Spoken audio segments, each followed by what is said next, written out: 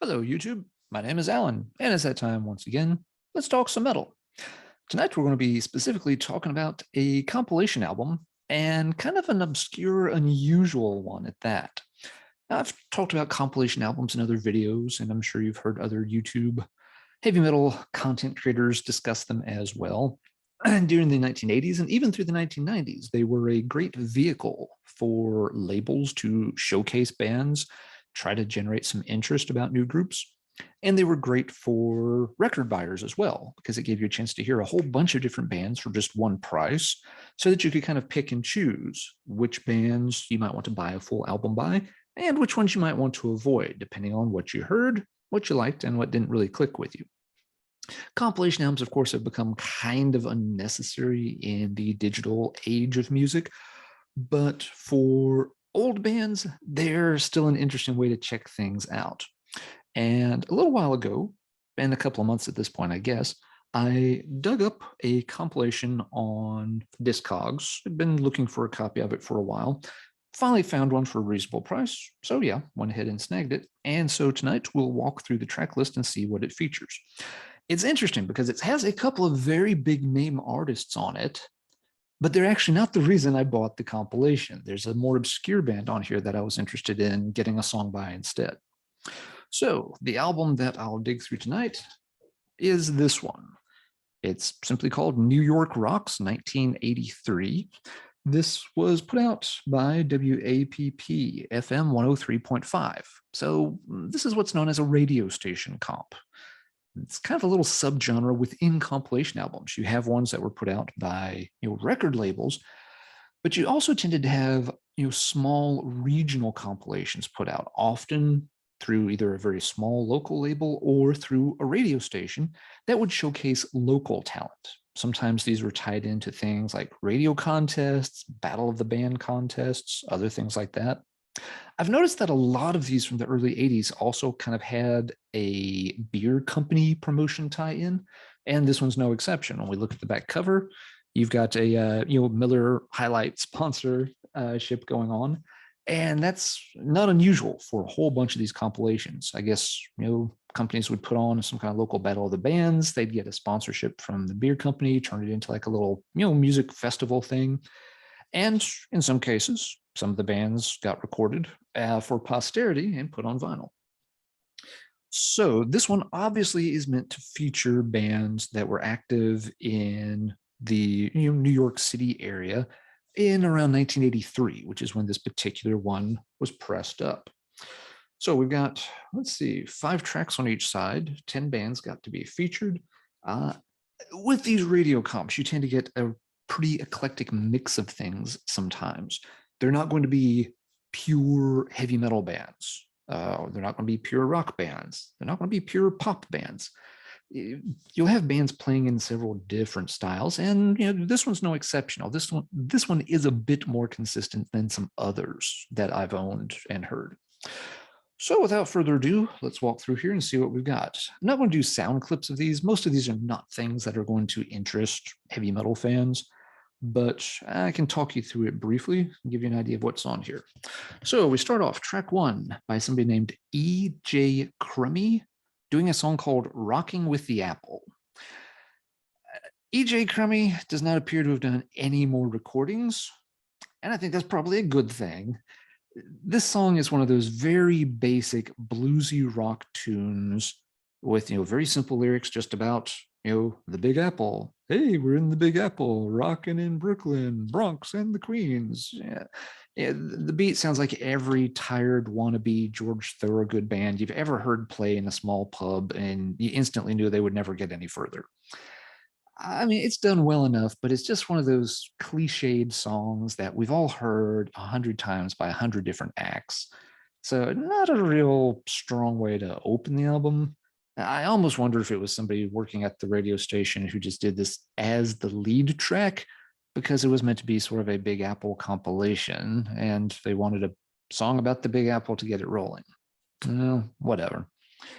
Track 2. Now, here's where things get a little more interesting. Second track on side A is by Twisted Sister. It's a version of Shoot 'Em Down. So here we've got a bona fide heavy metal tune thrown in.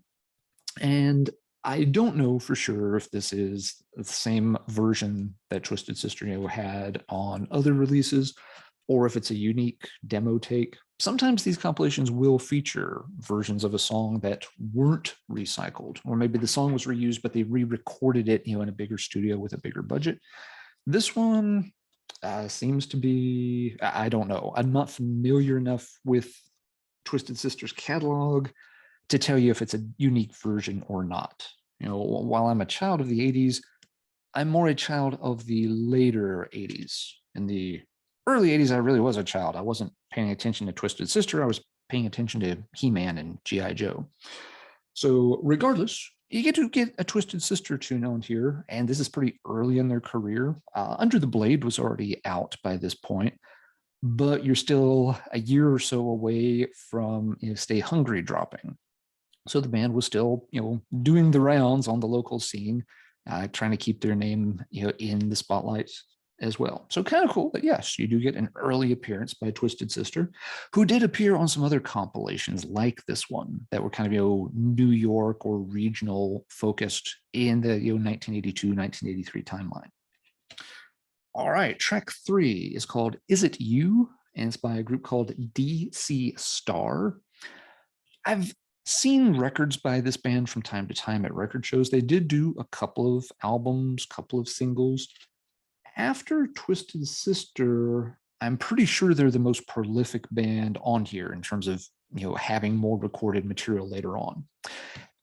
DC Star, I've only heard, a couple of tracks by them here and there on some of these compilations. They very much strike me as trying to do the, early 80s arena rock kind of vibe. They've got, a little bit of Journey, a little bit of, Bostonisms worked into the tunes. They're okay at it for that style of stuff. It's not a metal band whatsoever, but yeah, if you want some, early 80s arena rock from, sort of a B-list band, you could certainly do worse than DC Star. All right, track number 4 is called Uptown. It's by a band called Visitor. Now, I was hoping this was going to be the Visitor that put out a couple of albums and an EP in the early 80s. I've got one of those here. So there's this band called Visitor. Did this 12-inch EP called 4x5. Not the best cover in the history of album covers, but it's not a bad EP. I like a couple of the tracks on here quite a bit. And this band was from New York. But it appears that the Visitor featured on tonight's compilation album is not the same band. The one I just showed, that band was from Schenectady. And I don't know where this band hails from, but they have a separate Discogs entry. So it appears to be a completely different group, but from the same state using the same name. Visitor, not the most unique moniker a band ever picked up. This Visitor, on Discogs, they have an acetate recording. So it looks like they maybe recorded some more material, but it never got a proper release. I guess they never got picked up by a label or something. This one is another sort of, it's an okay rock song. It's, pretty typical, very early 80s sounding. And again, like DC Star, it's competent enough for what it is, but it's not something that's really going to interest metal heads.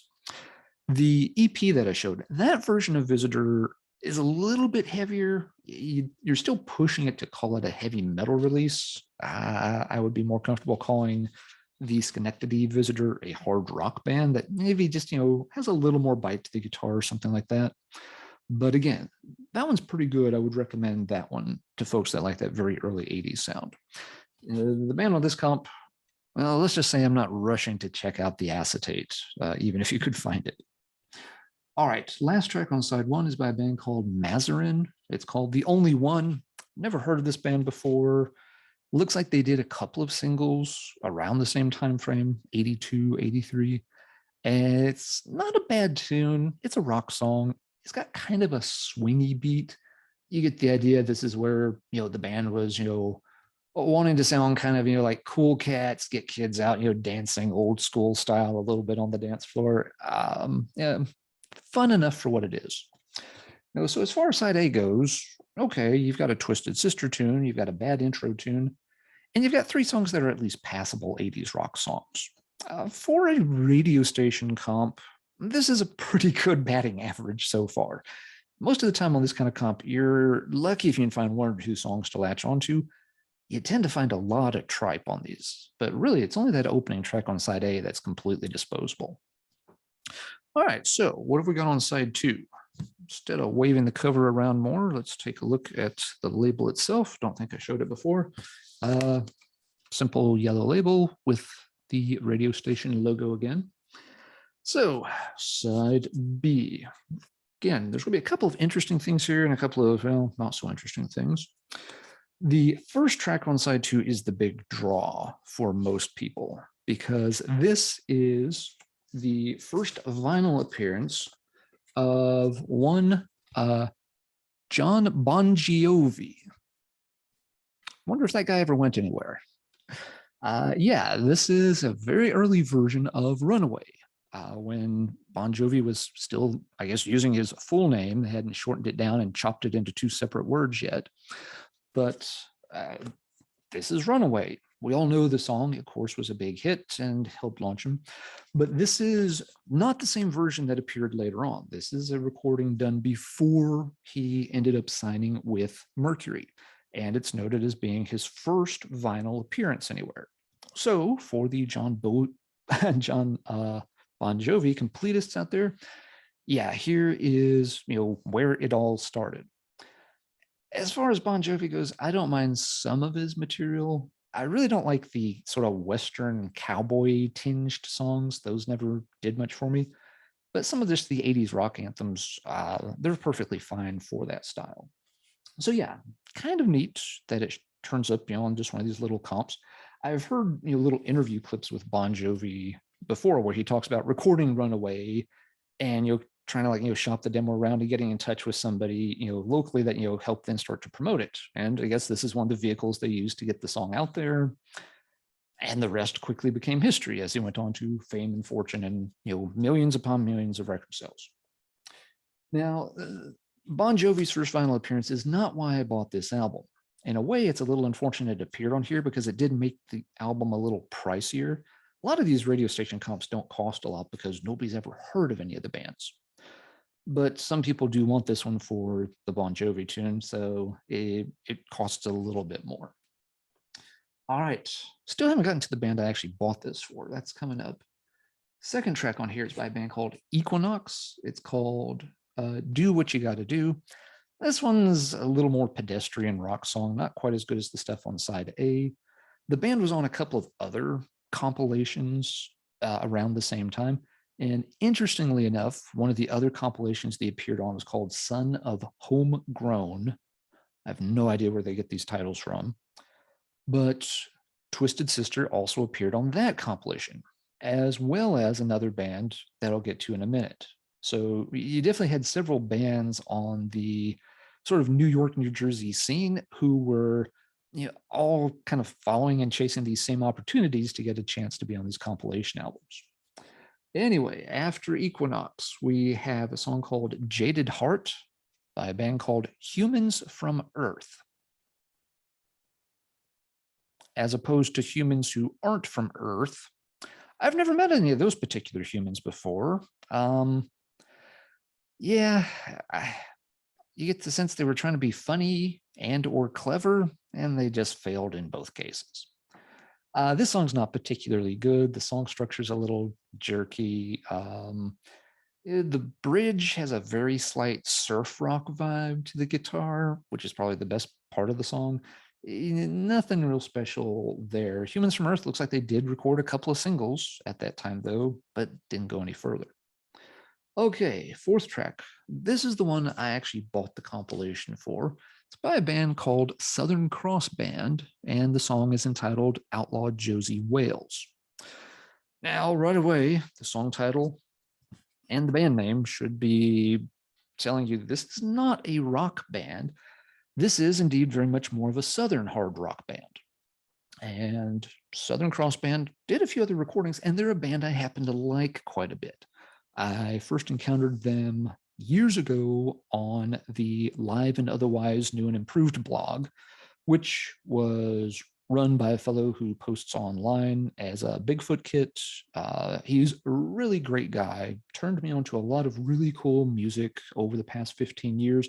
The blog, unfortunately, is no more, but he still posts in different venues online. He has a great, very deep knowledge of rock music, metal, very, very wide palette. And yeah, he would differently, post songs and, short bios about bands back on his blog. And for whatever reason, Southern Cross Band caught my eye. I'll admit I am guilty at times of slipping into Leonard Skinner mode. I know that kind of Southern rock redneck stuff is anathema to a lot of heavy metal fans.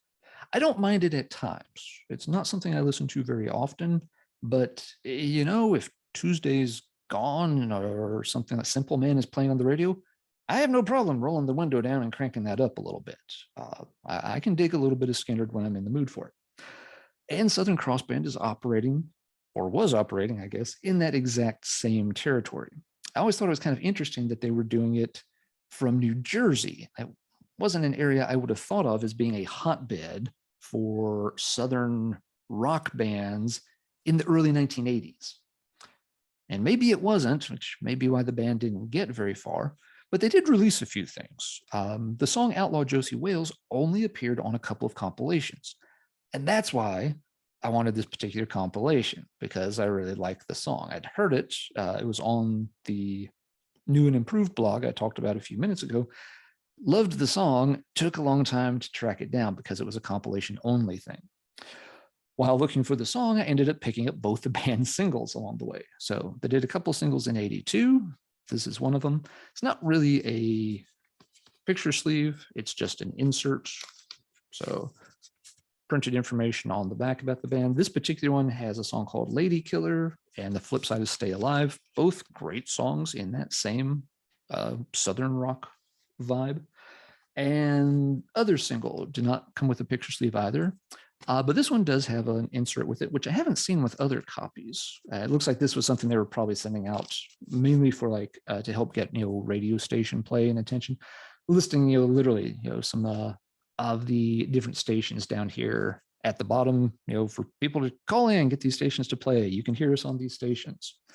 And this one features Rock and Roll is Still Number One. Not a bad song, despite the terrible name, and Free. Not Free Bird, just Free. And again, both of these tracks are really, really good too. So that is about all Southern Cross Band ever did.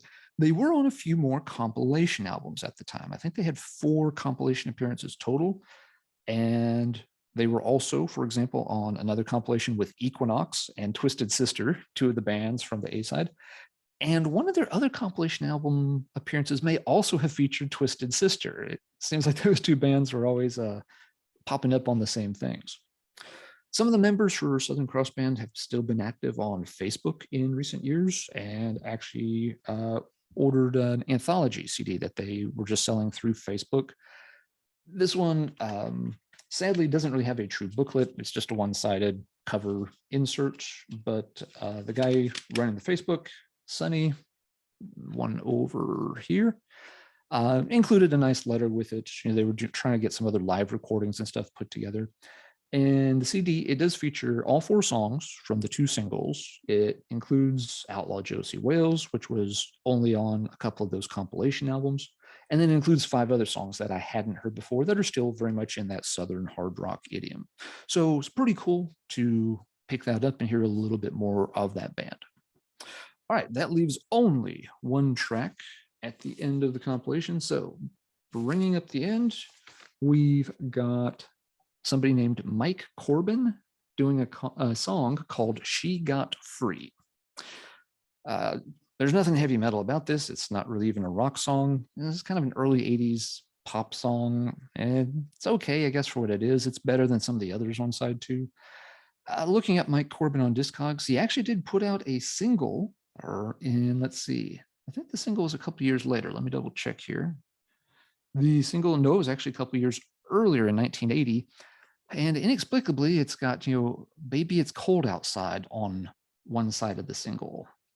So not sure that's the way to really, try to launch yourself. I don't know. Maybe it was a big, regional hit for them or something. And there were actually two versions of the single put out with a picture sleeve, one white sleeve, one yellow version of the sleeve. But otherwise, it looks like they're identical.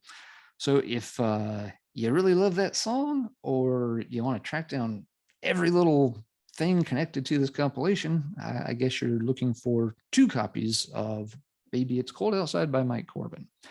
Personally, I think I want to take a pass on those. All right, and so that gets us to the end of our compilation album dissection for the night.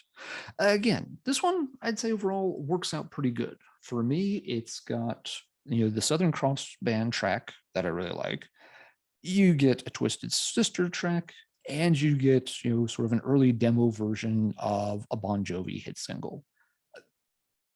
3 out of 10 is doing quite well for this kind of compilation. Again, a lot of times these are filled with all kinds of pop and electronic bands, reggae bands, everything you can think of. But this one at least sticks more to actual rock, hard rock, arena rock, pop rock material. It doesn't wander too far away from rock and roll, and has a few neat things as well. So I'm glad I was finally able to pick it up. All right, time to wrap this one up. So now let's talk metal in the comments down below. Have you ever picked up any of these kind of local or regional compilations? If so, why do you pick those up?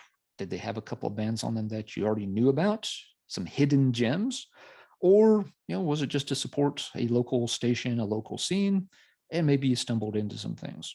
These things existed in lots of places. There are new wave of British heavy metal compilations that are considered local samplers rather than proper label releases. And some of those feature some hidden gems on them, bands that didn't even get a single out to put one killer track on a compilation. Maybe next time I'll pull one of those off the shelf and we'll pick through it. But until then, everybody stay safe, and as always, keep banging your head.